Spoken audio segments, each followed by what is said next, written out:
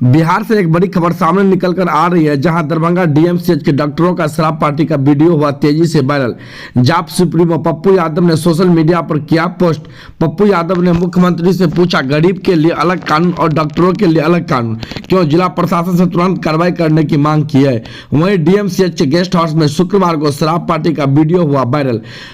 Video को लेकर DMCH के प्रिंसिपल के मिश्रा ने शराब पार्टी करने से किया इनकार। एसएसपी अवकाश कुमार ने वीडियो देख लिया संज्ञान, प्राथमिकी दर्ज करने की दी है निर्देश।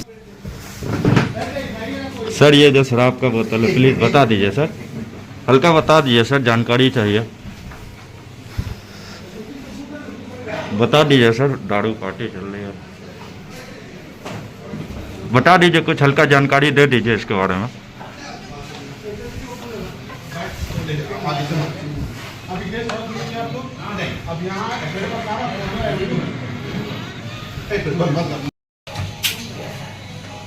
गिलास कम ले लिए,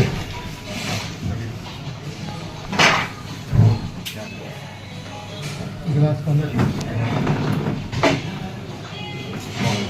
लिए।